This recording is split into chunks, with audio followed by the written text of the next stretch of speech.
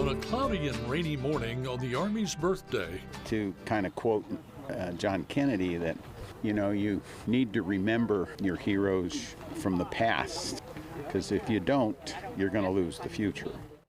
people gathered at the Athens City Cemetery to honor a hero. Gentleman's been gone probably, 200 years maybe, but he's not forgotten for what he did from sometime between 1775 and 1783. The gentleman Gary Michael Rose is referencing is Alabama's first veteran.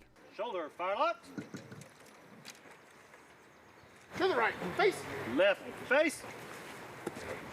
Forward, march. He was a member of one of the first 10 rifle companies created by the Continental Congress in 1775. No other person with an association to Alabama has service in the United States Armed Forces prior to John Wade Keyes of Athens, Limestone County. The Tennessee Valley chapter of the Sons of the American Revolution and the John Wade Keyes chapter of the Daughters of the American Revolution marked his grave and designated him as Alabama's first veteran of the U.S. Armed Forces. A state resolution approved by the Alabama House and Senate will hang in the Veterans Museum in Athens.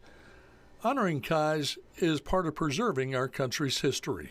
If our country doesn't acknowledge that people were willing to lay down their lives to keep their country free, then we're at the point we don't have a country anymore. And that's one of the things that in the Sons of the American Revolution that we work hard at, and that's to go into the schools and share the history and not let them forget the very first veterans we had. Medal of Honor recipient Gary Michael Rose laid a wreath at the grave. Thank you. And took a moment to honor another Alabama hero who was a rifleman.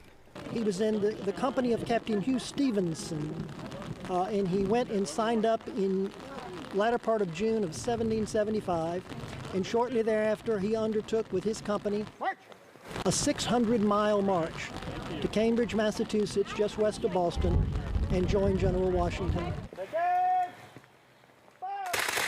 And this reminds us, our ancestors changed the world.